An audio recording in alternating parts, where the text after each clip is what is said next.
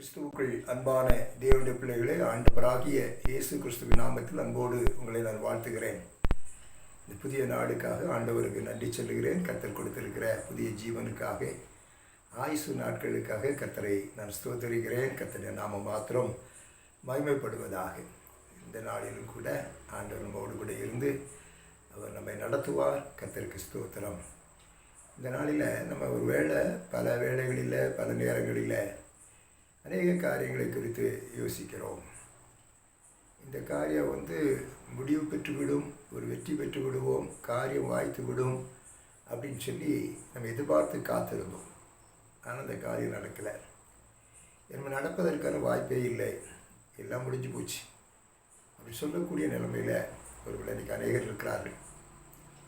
சரி, நமக்கு இந்த வாய்ப்பு இல்லை, அவ்வளோதான் அப்படின்னு சொல்லிட்டு முற்றுப்புள்ளி வைத்து விட்டு அடுத்த காரியத்தை முயற்சிகளை செய்வதற்கு இறங்குகிறதை நம்ம பார்க்கிறோம். அன்பானவர்களே, நம்ம யோசிக்க வேண்டிய அவசியம் இல்லை, நம்ம அதை பற்றி கவலைப்பட வேண்டிய அவசியம் இல்லை. ஏன்னு சொன்னால், நீங்களும் நானும் ஆராதிக்கிற தேவன் அவர் ஜீவனுள்ள தேவன் மாத்திரமல்ல, அவர் சர்வ வல்லமையுள்ள தேவன். ஆதியாகமத்தின் புஸ்தகம் 17வது அதிகாரத்தில் ஆபிரகாமுக்கு ஆண்டவர் தரிசனமாகிறார். அவர் தரிசனமாகும்போது 17வது அதிகாரம் 1வது வசனத்தில், நான் சர்வ வல்லமையுள்ள தேவன், நீ எனக்கு முன்பாக நடந்து கொண்டு உத்தமனாயிரு என்று சொல்லுகிறதை பார்க்கிறோம். என்ன நடக்குது அப்படின்னு கேட்டிங்கன்னா, ஆபிரகாமுக்கு தேவன் வாக்கு கொடுத்து அவரை அழைத்து கொண்டு வருகிறார். ஆனால் காலங்கள் எல்லாம் கடந்து போயிற்று. சந்ததி ஆசீர்வதிக்கப்படும் என்று சொன்னார். இப்போ வயசாயிற்று. ஆபிரகாம் குழந்தை பெற்றுக்கொள்ள ஏதுவில்லாத ஒரு வயதுக்குள்ளே போயிட்டான். சரீரம் செத்து போச்சு. சாராளுக்கும் அவளுடைய கற்பம் செத்து விட்டது. என்பது ஒரு குழந்தை பெற்றெடுப்பதற்கு சாராள் இடத்துல எந்த ஒரு ஏதுவும் இல்லை. இந்த சூழ்நிலையில் அவங்க 2 பேர் இருக்கிறாங்க. கர்த்தர் ஆபிரகாமை சந்திப்பதற்காக வருகிறார். அவருக்கு தரிசனமாகிறார். சொன்ன முதலாவது வார்த்தை என்னென்னா, நான் சர்வ வல்லமையுள்ள தேவன், அதாவது என்னால் செய்யக்கூடாத அதிசயமான காரியம் ஒன்றும் இல்லை அப்படின்னு சொல்லி ஆண்டவர் ஆபிரகாமுக்கு தரிசனமானார். சொன்னபடியே அவருடைய மகத்துவமுள்ள வல்லமை வெளிப்படுத்தினார் என்று சொல்லி பார்க்கிறோம். சரியில் செத்து போல ஒரு ஆபிரகாம் அல்ல, ஒரு சாராள் அல்ல, ஒரு அருமையான மகனை வாக்கு தத்துவத்தின்படியே பெற்றெடுக்க முடிந்தது.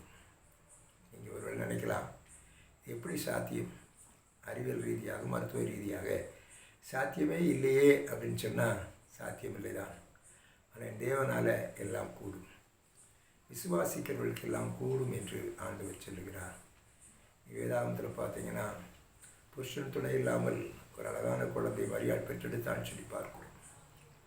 ஆண்டவருக்கு எல்லாமே லேசான காரியம். அதனால் இதை ஒரு பெருசாக நீங்கள் நினைத்து கலங்கவோ பயப்படவோ வேண்டிய அவசியம் இல்லை. நீங்கள் ஆண்டு எல்லாருக்கும் சொல்கிற ஒரே ஒரு வார்த்தை என்னென்னா, நான் சர்வ வல்லமை உள்ள தேவன் என்பது தான். அவர் இல்லாதவைகளை இருக்கிறவைகளை போல அழைக்கிற கர்த்தர். அவரால் கூடாத காரியம் ஒன்றுமே இல்லை.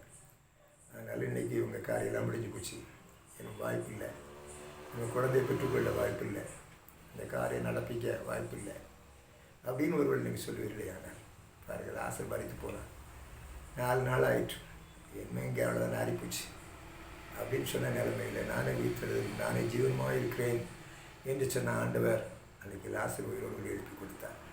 அதனால் அவர் இன்றைக்கி ஜீவிக்கிறார். செத்து போன காரியமாக இருக்கலாம், நடைபெற முடியாதுன்னு சொன்ன காரியமாக இருக்கலாம். அவர் எல்லாவற்றையும் நடப்பிக்கிற தேவன் உங்களோடு கூட இருக்கிறார். நீங்கள் நான் ஆராதிக்கிற தேவன் சர்வ வல்லமையுள்ள தேவன். அதனால் சோர்ந்து போகாதீங்க. இந்த நாளில் மாத்திரமல்ல, எப்பொழுதுமே சர்வ வல்லமையுள்ள தேவனாக உங்களோடும் என்னோடும் கூட இருந்து அவர் நடத்துவார் என்பதில் சந்தேகமில்லை. அவர் அப்படியே நம்மை நடத்துவார், ஆசீர்வதிப்பார். விசுவாசிப்போம், தேவ மகிமையை நாம் காண்போம். ஆமென், ஆமென்.